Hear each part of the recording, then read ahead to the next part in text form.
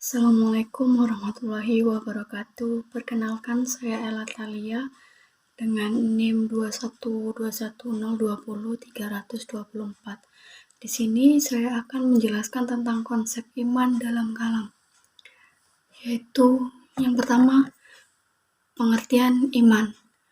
Para ulama sepakat dengan pengertian iman yaitu al-tasdik bil qalbi wa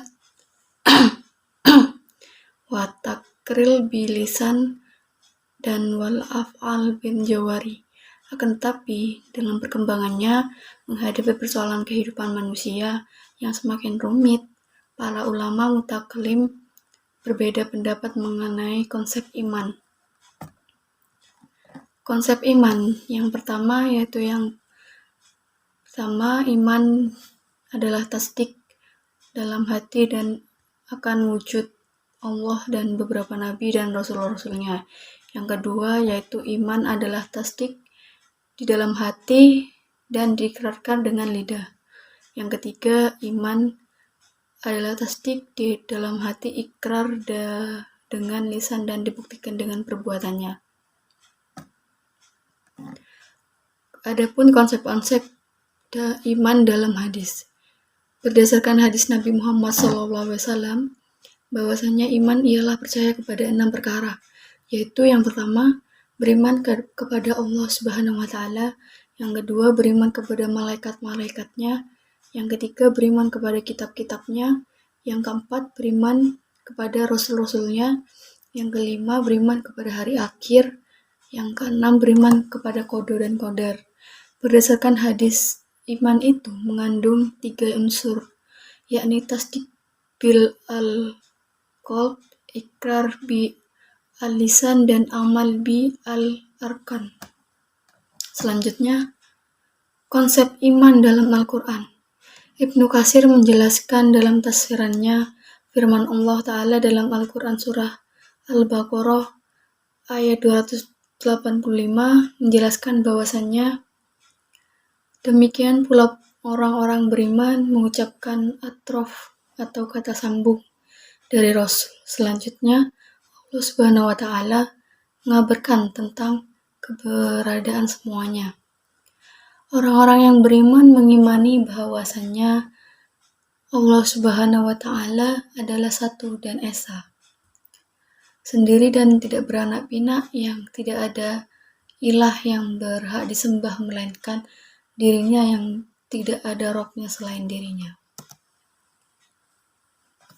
Selanjutnya yaitu konsep iman dalam pandangan aliran teologi Islam. Di sini ada 5 yang mau saya jelaskan. Yang pertama, Al-Khawarij. Al-Khawarij yaitu golongan Khawarij berperan dapat bahwa iman bukan hanya sekedar pengakuan di dalam hati terhadap keesaan Allah, tetapi amal pun merupakan unsur dari iman. Mereka memandang amal sebagai unsur yang integral dari iman.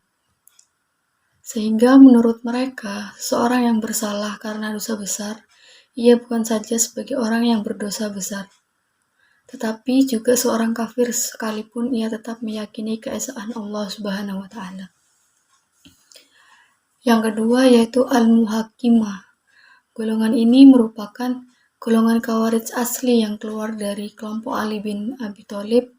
Menurut sekte ini, peristiwa tahkim tersebut dan semua yang menyetujuinya dinyatakan bersalah dan menjadi kufur.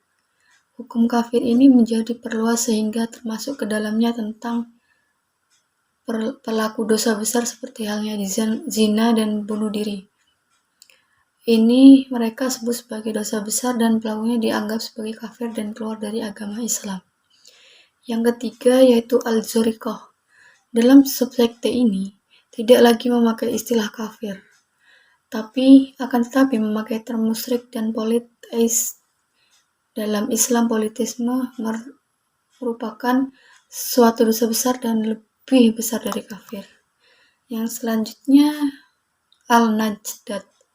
Kelompok ini berpecah dari kelompok Az-Zariqah karena permasalahan-permasalahan yang timbul Mereka tidak setuju dengan anggapan Az-Zarq yang berpendapat bahwa orang-orang yang tidak berhijrah ke lingkungan Az-Zarq adalah musyrik. Dalam hal mereka juga tidak menyetujui dengan pendapat tentang boleh dan halalnya membunuh anak istri orang-orang Islam yang tidak sepaham dengan mereka. Al-Ibadiyah, golongan ini merupakan golongan yang paling moderat. Namanya diambil dari Abdullah ibnu Abibad yang sekaligus sebagai penggugus pertama dari sekte ini.